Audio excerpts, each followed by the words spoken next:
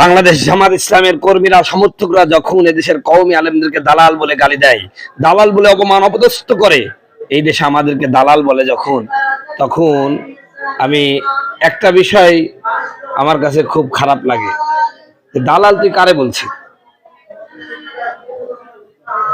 কারে দালাল বলিস? তোদের ইতিহাস খুলে দেখ, তোদের নিজামী, তোদের সাইদি সাহেব, তোদের আলী হোসেন মুজাহিদ 1995 সালে, তোদের গোলাম আজম, শেখ হাসিনা সুরেন্দ্র বাবুর সাথে, সাজেদা চৌধুরীর সাথে ওদের কোলের মধ্যে ছিল, ওদের দালালি করেছে। এরপরে 2001 সালে থেকে একেবারে 2024 সাল পর্যন্ত খালেদার কোলের মধ্যে ছিল, খালেদার দালালি করেছে। যাদের জন্মটাই হলো দালালি দিয়ে, তারা এদেশের কওমি আলেমদেরকে যখন দালাল বলে গালি দেয়, এদের এই কাজকর্মগুলো দেখে মিস্টার আজাজিল পর্যন্ত মুস্কি মুস্কি হাসে, কিরে জামাত, তোরা তো আমাকেও পেরিয়ে গেলি। অতএব অতএব এদেশের কওমি উলামায়ে কেরাম কারো দালালি জীবনে করেনি, জীবনে করবেও না। বরং যারা দালাল, যারা সারা জীবন দালালি করেছে, তারাই আজকে কওমি আলেমদেরকে দালাল বলে, মুনাফিক বলে। আসলে তারা নিজেরাই দালাল, নিজেরাই মুনাফিক। কথা বলুন ঠিক কিনা বন্ধুগণ আমার ভাইরা? বিশ্বময় কোরআনকে নির্বাপিত করার জন্য অসংখ্য শকুন চোখ পিতে আছে, কিন্তু কোরআনের বিরুদ্ধে যত অপপ্রচার, যত বাধা বিপত্তি দিয়েছে, কোরআনের প্রসার ততই বেড়ে গেছে। কথা বলুন ঠিক কিনা? আজকে গোটা বিশ্বময় মুসলমানের ঈমান হরণ নষ্ট করার জন্য, মুসলমানিত্ব নষ্ট করার জন্য, ইসলামের পথ থেকে ষড়যন্ত্র করার জন্য হাজারো ষড়যন্ত্র, হাজারো মুশরিক এবং নাস্তিক মুরতাদরা জাল বিস্তার করে। আমার ভাইয়েরা, যে কথা বলছিলাম, আমার যেই বিষয়টা হলো, আল্লাহ রাব্বুল আলামিন বলছেন মিন যাকারিন ওয়া উনসা, পুরুষ অথবা নারী, যে ভালো কাজ করবে, যে ঈমানের পথে কাজ করবে, আমার আল্লাহ সমান রেখেছে। ইবাদত বন্দেগী করলে পুরুষরা যেমন সওয়াব পাবে, নারীরাও তেমন সওয়াব পাবে। ইসলামে এই পর্যন্ত আনার জন্য পুরুষরা যেমন ইসলামের জন্য কষ্ট স্বীকার করেছে, নারীরাও কষ্ট স্বীকার করেছে। তার বাস্তব প্রমাণ হিসাবে সুমাইয়ার কথাটা আপনাদের সামনে বললাম। আর একটা কথা বলি শোনেন, হযরতে মাস্টার কথা বলি। ইতিপূর্বে হাজার বছর আগে, আমার নবীর আগে, মুসা আলাইহিস সালামের জামানায় ফেরাউন নামে একজন সম্রাট ছিল, যিনি ছিলেন আলেম বিরোধী, যিনি ছিলেন ইসলাম বিরোধী, যিনি ছিলেন নবী বিরোধী, যিনি আল্লাহর সাথে চ্যালেঞ্জ করেছিলেন, দেখবো আল্লাহ কেমনে নবী পাঠায়। কথা বলুন। একদিন ফেরাউনের জ্যোতিষীরা বলল, ফেরাউন, তোমার রাজ্য বেশি দিন টিকবে না। কয় কে? হঠাৎ করে আমরা তারকা দেখতেছি, এমন একটা তারকার উদিত হতে যাচ্ছে, তোমার রাজত্ব ধ্বংস করে ফেলবে। ফেরাউন ডাক দেয়া বলেন, জ্যোতিষীরা রে, ভালো করে ব্যাখ্যা বল। কয় ওসিরাই বনি ইসরায়েলের মধ্যে একজন সন্তান জন্ম নেবে, যেই সন্তানটা তোমার রাজত্ব ধ্বংস করে ফেলবে। জোরে বলেন নাউজুবিল্লাহ। ফেরাউন বলছে আসতে দেব না। কি বলল? আসতে দেব না। কয় কেমনে? আজ থেকে শুরু করে কত মাসের মধ্যে আসবে তোরা অনুমান কর। কয় আর 2 মাসের মধ্যে।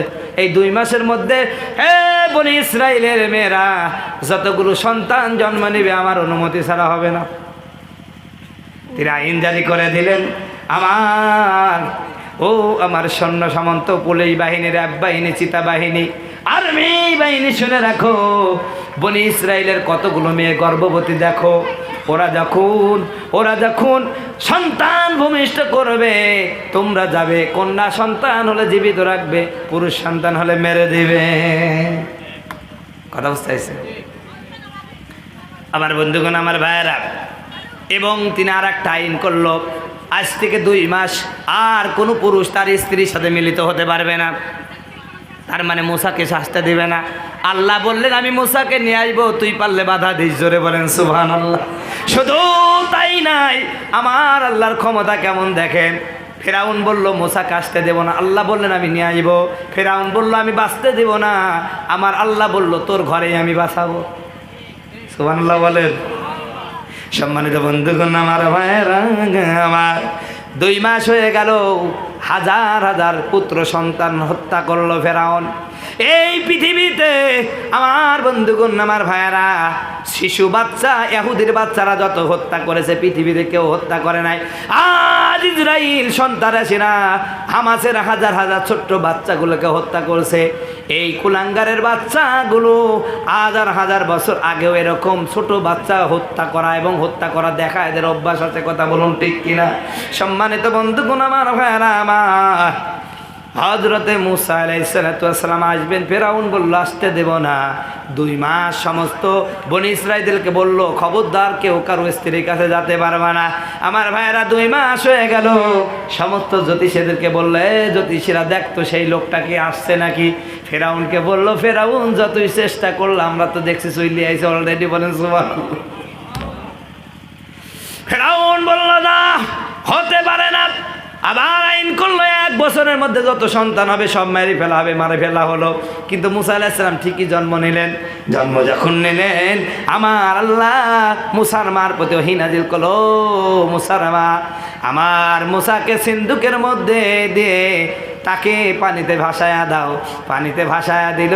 আরে যে মূসাকে মারবে তার নদীর পাড়ে এসে বাঁধলো। আমার ভাইয়েরা হযরতে মূসা পৃথিবীতে যত নবী আল্লাহ প্রেরণ করছে সবার চেহারা কিন্তু মারাত্মক চেহারা। জোরে বলেন সুবহানাল্লাহ। মূসা শিশু নবী মূসা আলাইহিস সালাম ফেরাউনের ঘাটে এসে জমা নিলেন। ওই সময় ফেরাউনের বাদীরা গোসল করছিল। দেখলেন মূসা এই ছোট্ট বাচ্চাটা ফুটফুটে একটা সুন্দর চেহারা। এই সময় হযরতে মূসা আলাইহিস সালামের এই ফেরাউনের স্ত্রী আসিয়ার ওর কিন্তু আবার কোনো সন্তান হয় না। আসিয়াকে ডাকা হলো। আসিয়া এই সন্তান দেখে পাগল হয়ে গেল। না কোনোভাবে এই সন্তানকে মারা যাবে না। ফেরাউনকে ডাক দিয়ে বললো দেখো আল্লাহ পাক আমাদের একটা সন্তান দিয়েছে। মনে হয় আমরা যে নিঃসন্তান আছি আল্লাহ আমাদের ভালোবেসে সন্তান পাঠাইছে। বলেন সুবহানাল্লাহ। ফেরাউন বলছে না রে মারলি আমাকে মারবে মনে হয়। কথা বুঝতে চাইছে? আসিয়া বলছে পাগল তোমাকে মারবে কে বললো? ছোট মানুষ তোমাকে মারতে পারে? কয় না পরীক্ষা করি। আচ্ছা ঠিক আছে পরীক্ষা করো। কি পরীক্ষা? কি? একটা স্বর্ণের দলা দিল আর একটা আগুনের দলা। নবী তো ছোট হোক আর বড় হোক নবী তো, তাই না? এবার মূসা আলাইহিস সালামকে সাইডে দিছে। ও যাই ওই স্বর্ণের দিকে চলে যাচ্ছে। বুঝছেন? আল্লাহ পাক জিবরিলকে বলছে তাড়াতাড়ি আগুনের কাছে দিন না। পরে আগুনের কাছে মুখের মধ্যে দেয় তার দিবি পড়ে যায়। তখন ফেরাউন ভাবলো যে আসলে কি হচ্ছে এ নবী না, নবী হলে তো স্বর্ণের দিকেই যায় তো, কারণ নবীরা ছোটকালেও কি বিচক্ষণ হয়, জ্ঞানী হয়। জোরে বলেন সুবহানাল্লাহ। এরপরে ফেরাউন নিশ্চিত হলে মূসা না, তাই বলে একটু আসো বাবু একটু কোলে নি। এইবার কোলে যে নিছে এক চর মার দিছে। ছোট হলো তো নবীর চর। কথা বলো ঠিক কিনা? একজন নবীর গায়ে শক্তি থাকে 100 জন যুবকের। বলেন সুবহানাল্লাহ। ওই ছোট চর খাই ওর দাঁত ভেঙে গিয়েছে। কথা বুঝতে চাইছেন? তখন আসিকা বলছে এই বোঝা হবে পাগল, ছোট মানুষ একটা মারিয়েছে, তোমার লজ্জা লাগে না? মানুষ কি বলবেন যে একটা চর খাই, ছোট মানুষ চর খাই তুমি কাঁদতেছো? কথা বুঝতে চাইছেন? মূসা ফেরাউন আর কথা বললো না। এক পর্যায়ে আমার বন্ধুগণ আমার ভাইরা ও বললো যে মূসাকে আসতে দেবো না। আল্লাহ বললেন মূসাকে আনবো। ও বললো মূসাকে বাঁচতে দেবো না। আল্লাহ বললো তোর ঘরে আমি পালবো। বলেন সুবহানাল্লাহ। এবার মূসা আলাইহিস সালাম বড় হতে থাকলেন। একদিন এক ঘটনা ক্রমে বনি ইসরাইলের এক লোককে ফেরাউনের কিপ্তিয়া লোক মারতেছিল। আর মূসা তো বনি ইসরাইলের নবী ছিলেন। উনি বলছে দেখো তোমার গোত্রের লোক আমি, আর ও আমাকে মারতেছে। নবী মূসা আলাইহিস সালাম রাগে একটা সন মার দিয়েছে। ও সাথে সাথে বেরিয়ে গেছে। কথা বুঝতে পেরেছেন? এবার মূসা আলাইহিস সালাম মার্ডার কাছে আসামি হয়ে গেলেন। কিন্তু ওই ফেরাউনের সভাসদ বাহিনীর মধ্যে একজন লোক মূসা আলাইহিস সালামের ঈমান আনছিল। সে তাড়াতাড়ি বুঝতে পারলো, ওখানে আইন করলো। ফেরাউন বলে দিল যেখানে পাবা সেখানে মেরে দাও। উনি তার আগে এসে বললো মূসা তাড়াতাড়ি পালাও, তোমাকে যেখানে পাবে সেখানে মৃত্যুদণ্ড কসফায়াত দিবে, তাড়াতাড়ি চলে যাও। হযরতে মূসা আলাইহিস সালাম পালালেন, মাদায়েনে চলে গেলেন। এবার মাদায়েনে চলে যাওয়ার পরে 40 বছর পর আল্লাহ পাক ওহী নাযিল করে এইবার যেই মূসা মার্ডার কেসের আসামি, আল্লাহ পাক সেই মূসাকে বলছে ও মূসা ফেরাউনের কাছে যাও, দাওয়াত দাও। বলেন সুবহানাল্লাহ। ফের মূসা আলাইহিস সালাম বলছে আল্লাহ আমি মার্ডার কেসের আসামি, একে তো মার্ডার কেসের আসামি, এরপর আমার জবানে জড়তা, আমার কথা ভালো না, আমার কথা বুঝতে পারবে না নে, আপনি একটা কাজ করেন আমার ভাই হারুনকেও নবী বানান। বলেন সুবহানাল্লাহ। এইখানে একটা ভাই ভাইয়ের প্রতি কি মর্যাদা, আমার কি ভালোবাসা মূসা আলাইহিস সালাম দেখাই দিয়েছেন। হারুন কিন্তু নবী হওয়ার কথা না, কিন্তু মূসা আলাইহিস সালাম সুযোগে সদ্ব্যবহার করে নিজের ভাইটাকেও নবী বানাই ফেলছে। বলেন সুবহানাল্লাহ। আচ্ছা এই মহব্বত যদি আমাদের ভাইদের মধ্যে থাকতো তাহলে আজকে ভাইয়ে ভাইয়ে গন্ডগোল, কথা বলুন ঠিক কিনা? যাই হোক, এরপর আল্লাহ পাক ফেরাউনের কাছে মূসাকে পাঠালেন, ইযহাবা ইলা আনতা ফিরাউনা, তুমি যাও ফেরাউনের কাছে দাও, যে দাওয়াত নিয়ে যাও। মূসা আলাইহিস সালাম এসে দাওয়াত দিলেন, ফেরাউন যত আল্লাহগিরি করিস সব ঠিক আছে, এখন ওইসব বাদ দাও, আল্লাহর প্রতি ঈমান আনো, বলেন সুবহানাল্লাহ। মুসা আলাইহিস সালামকে ফেরাউন বলতেছে তোরে আমি পালিয়েছি, আমার বাড়িতে ছিলি, আর তুই তো মার্ডার কেসের আসামি, আইসি ঘুরে আবার আমাকে দাওয়াত দিচ্ছে, আবার আল্লাহকে, আমি তো আল্লাহ। হযরত মুসা আলাইহিস সালাম বললেন তুমি আল্লাহ না। কয় আমি আল্লাহ না মানে? তোমার আল্লাহ কি করতে পারে? তোমার আল্লাহর পাওয়ার দেখাও তিনি। তো মুসা আলাইহিস সালাম বললেন আমার আল্লাহ মৃত্যুকে জীবিত করতে পারেন আর জীবিতকে মৃত্যু দিতে পারে। তো ফেরাউন জেলখানা থেকে 2টি কয়েদি নিয়ে আসলো, একজনকে মাইর দিলে একজনকে জীবন দিয়ে, বলে যে আমও পারি, জোরে বলেন নাউজুবিল্লাহ। এরপরে মুসা আলাইহিস সালাম তো চালাক নবী, এবার মুসা আলাইহিস সালাম বললেন আমার আল্লাহ আর একটা জিনিস পারে। কি পারে? আমার আল্লাহ পূর্ব দিকে সূর্য উঠায়, পশ্চিম দিকে ডুবায়, তুমি যদি আল্লাহ হও তাহলে পশ্চিম দিকে উঠি, পূর্ব দিকে ডুবাও। এইবার উনি ধরা খেয়ে গেছে, তখন তিনি বললেন ইন্নী আখাফু আইবাদদিলা দীনাকুম, আমি আশঙ্কা করছি মুসা আমার সমাজের পরিবর্তন করে ফেলবে, সুতরাং তাকে হত্যা করো, তাকে মারো। কিন্তু মুসা আলাইহিস সালাম দাওয়াত দিতেই থাকলেন। এরপরে আরেকটা কাহিনী, এই ঘটনা বলার পরেই পরের দিন সমস্ত বনি ইসরাইল, সমস্ত মিশরের সমস্ত লোককে একত্রিত করে তিনি ঘোষণা দিলেন আনা রব্বুকুমুল আলা, আজ থেকে আমি শুধু আল্লাহ না, আমি সবচেয়ে বড় আল্লাহ, জোরে বলেন নাউজুবিল্লাহ।